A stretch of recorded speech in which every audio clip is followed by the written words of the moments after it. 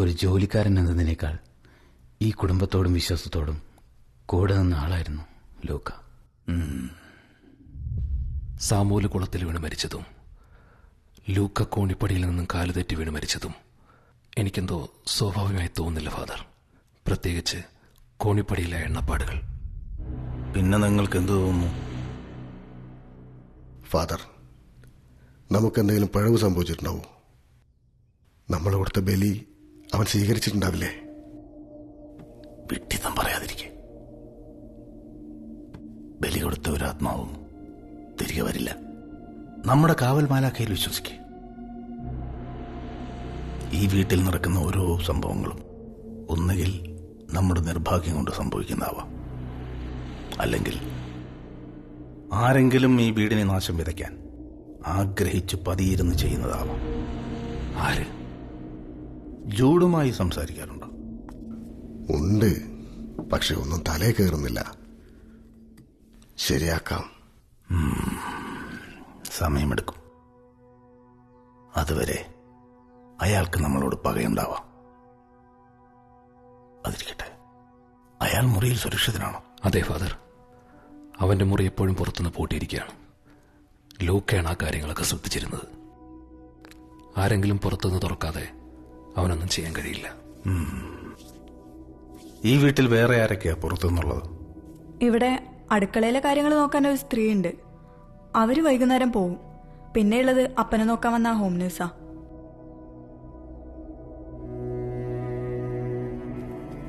അവർക്ക് ആർക്കെങ്കിലും ജോഡി വീട്ടിലുള്ള അറിയോ? സാധ്യതയില്ല. ആരും അങ്ങനെ മുകളിലോട്ട് പോവാറില്ല. ഈ വീടിന് പുറത്തുള്ള ഒരാളും കുറച്ചു ദിവസത്തേക്ക് ഇവിടെ ഉണ്ടാവാൻ പാടില്ല. ഉടനെ ഒരു പ്രാർത്ഥനയ്ക്കുള്ള സമയം കുറിക്കണം. ആ വീട് മുഴുവൻ ജാഗ്രത കാണിച്ചു തുടങ്ങിയെന്ന് എനിക്ക് മനസ്സിലായി. പതുങ്ങിയിരിക്കുന്ന മരണത്തിന്റെ മണം ഫാദർ ഗബ്രിയേൽ തിരിച്ചറിഞ്ഞിട്ടുണ്ടാവും.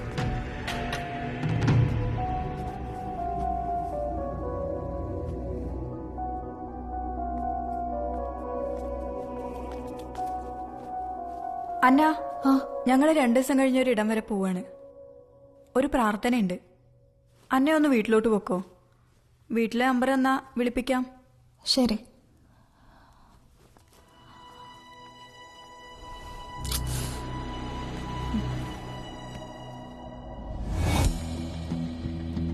കയ്യിലിനി 2 രാത്രികൾ മാത്രമേ ബാക്കിയുണ്ടായിരുന്നുള്ളൂ.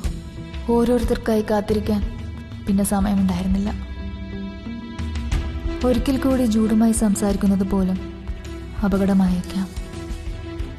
അതുകൊണ്ട് ഇനിയുള്ള ഏത് നീക്കവും ഒരു കലാശപ്പോരിനുള്ളതായിരിക്കണം.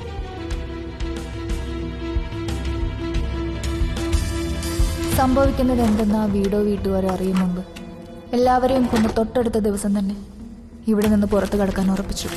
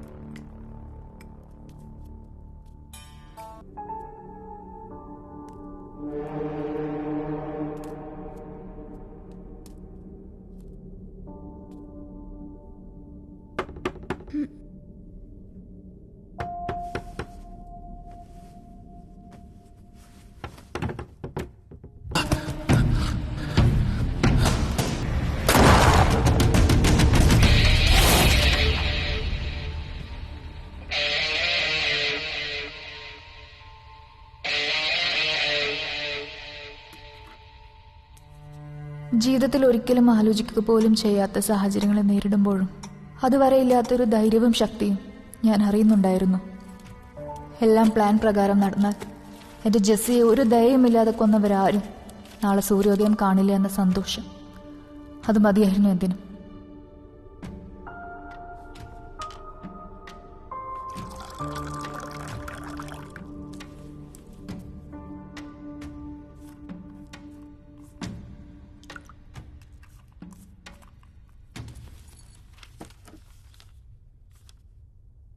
അവിടെ വെച്ചേക്ക്.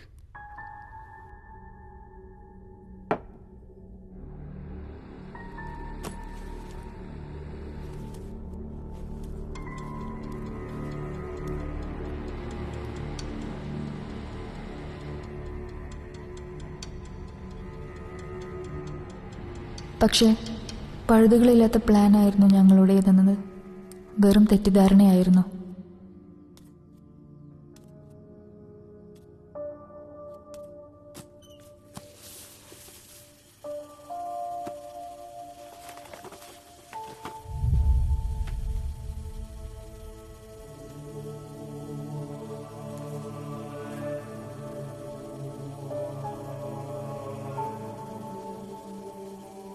ഞാൻ ആരാണ് എന്ന ഒറ്റ ഉത്തരം കൊണ്ട് അതുവരെ ആ വീട്ടിൽ നടന്നതെല്ലാം അവർക്ക് പൂരിപ്പിക്കാമായിരുന്നു.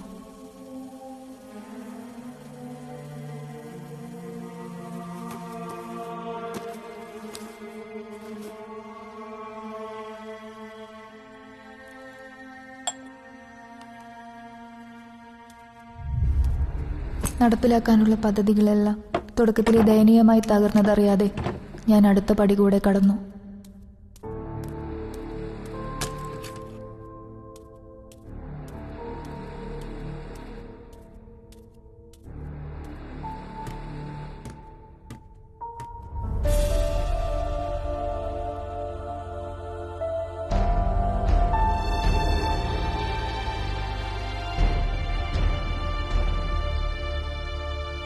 ഫാദർ, ഞാൻ അന്ന.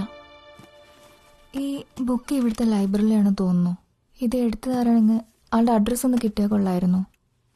ഈ ബുക്ക് എടുത്താരാണെന്നറിയാൻ എനിക്ക് രജിസ്റ്റർ വെക്കേണ്ട കാര്യമില്ല. ഇത് ഞാൻ എൻ്റെ ഫ്രണ്ട് ജൂഡിനോടുത്ത ബുക്കാണ്. ഇതെങ്ങനെ തനിക്ക് കിട്ടി? ഫാദറിന് ജൂഡിനെ അറിയോ? പിന്നല്ലാതെ, ജൂഡിന്റെ ഏറ്റവും അടുത്ത സുഹൃത്താണ്. കഴിഞ്ഞ 2 ആഴ്ചയായി ഞാൻ അവനെ ഒന്ന് കോണ്ടാക്ട് ചെയ്യാൻ ശ്രമിക്കുകയാണ്. പക്ഷേ ഫാദർ, ഇതിന്റെ സിസ്റ്ററിന്റെ ബാഗിൽ നിന്ന് കിട്ടിയ ബുക്കാ.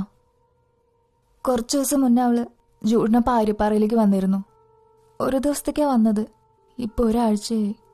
ഇവിടുത്തെ വേറെ അഡ്രസ്സൊന്നുമില്ല. ഈ ബുക്ക് മാത്രമേ ഉള്ളൂ ഒരു അഡ്രസ്സായിട്ട്. കുട്ടി എന്തായി പറയുന്നത്?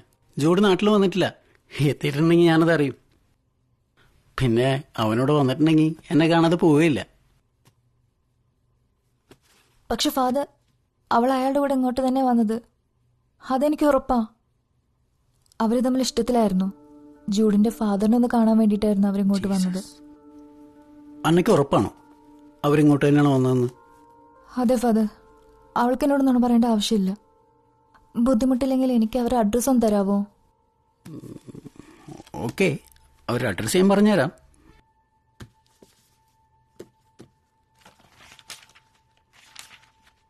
പക്ഷേ അന്ന പറയുന്നത് ശരിയാണെങ്കിൽ എന്നാണ് അവരിങ്ങോട്ട് പുറപ്പെട്ടത്? ഇന്നേക്ക് 6 ദിവസം. എന്താ ഫാദർ, എന്തെങ്കിലും പ്രോബ്ലം? അന്ന, അത് പിന്നെ എത്രത്തോളം ശരിയാണെന്ന് എനിക്കറിയില്ല. ചിലപ്പോൾ എൻ്റെ തോന്നലും ആവും. അങ്ങനെ ആവട്ടെ എന്ന് പ്രാർത്ഥിക്കാം. ഫാദർ എന്താ ഉദ്ദേശിക്കുന്നത്? ജൂഡിന്റെ കുടുംബം പള്ളിയും സഭയുമായി നല്ല സഹകരണമൊക്കെ ആണെങ്കിലും എന്തൊക്കെയോ ചില പുകമറകൾ ആ കുടുംബത്തെ ചുറ്റിപ്പറ്റി കേൾക്കുന്നുണ്ട്. അന്ന് ഈ ഡബിൾ വർഷിപ്പിനെ കുറിച്ച് കേട്ടിട്ടുണ്ടോ? എവിടേക്കോ വായിച്ചിട്ടുണ്ട്. ഈ സാത്താനിക്. അതെ, കാര്യസാധ്യത്തിനായി രഹസ്യമായി നീചശക്തികളെ ആരാധിക്കുന്ന ഒരു വിഭാഗം ആളുകളുണ്ട്. ബെഞ്ചമിൻ ഫാമിലിയെ കുറിച്ച് രഹസ്യമായി അങ്ങനെ ചില സംസാരങ്ങൾ കേട്ടിട്ടുണ്ടെങ്കിലും ജൂഡിനെ നേരിട്ട് അറിയാവുന്നതുകൊണ്ട് ഞാനത് ഇതുവരെ വിശ്വസിച്ചിരുന്നില്ല. പക്ഷേ ഈ അടുത്ത്, കൃത്യമായിട്ട് പറഞ്ഞ 2 ആഴ്ച മുമ്പ്, ജൂഡിന്റെ ബ്രദർ ഡെന്നിസിന്റെ കൂടെ ഞാനൊരാളെ കണ്ടു. Mister Gabriel. സാത്താന്റെ സേവകരിൽ വളരെ പ്രധാനിയായിട്ടുള്ള ഒരു പുരോഹിതനാണ് അയാൾ. അയാൾ ആയിരപ്പാറയിൽ എത്തിയിട്ടുണ്ടെന്ന് അറിഞ്ഞപ്പോൾ എനിക്കെന്തോ വല്ലാത്ത പേടി തോന്നി. ഈ വിവരമൊന്നും അറിയിക്കാനായി 2 ആഴ്ചയായി ഞാൻ ജൂഡുമായി ഒന്ന് ബന്ധപ്പെടാൻ ശ്രമിക്കുന്നു. പക്ഷേ ഫാദർ, അന്നെ ഭയപ്പെടാതിരിക്കൂ. താനിപ്പോ ആ വീട്ടിൽ പോയി അന്വേഷിച്ചാലും അവിടുന്ന് കിട്ടുന്ന വിവരങ്ങൾ സത്യമായിരിക്കണമെന്ന് നിർബന്ധമില്ല. തൽക്കാലം നമുക്ക് ജൂഡ് എവിടെ എത്തിയിട്ടുണ്ടോന്ന് അറിയണം. പക്ഷെ അതൊരിക്കലും ആ വീട്ടിൽ കയറി അന്വേഷിക്കുന്നത് അത്ര എളുപ്പമായിരിക്കില്ല. പിന്നെ ഞാൻ എന്താ ചെയ്യുക? സ്റ്റേഷനിലൊന്ന് പറഞ്ഞാലോ? ആവാം, പക്ഷേ നമ്മുടെ ഊഹങ്ങളെ പൂർണ്ണമായിട്ട് വിശ്വസിക്കണ്ട. ഒരുപക്ഷെ അവരോട് വന്നിട്ടില്ലെങ്കിലോ? അതിപ്പോ ഞാൻ എങ്ങനെയാ? അന്ന കഴിയുമെങ്കിൽ ആ വീട്ടിലൊന്ന് കയറണം. പക്ഷേ അതൊരിക്കലും ജെസ്സിയുടെ ചേച്ചി അന്നയായിട്ടാവരുത്. പിന്നെ ജൂഡിന്റെ പപ്പ മിസ്റ്റർ ബെഞ്ചമിൻ കുറച്ചു നാളായിട്ട് വയ്യാതിരിക്കുകയാണ്. അവിടേക്കൊരു ഹോം നേഴ്സിനെ അന്വേഷിക്കുന്നുണ്ടെന്ന് ഇവിടെ കപ്പ്യാർ പറയുന്നത് കേട്ടു. ആ വഴിക്കൊന്ന് അവിടെ കയറി പറ്റാനായാൽ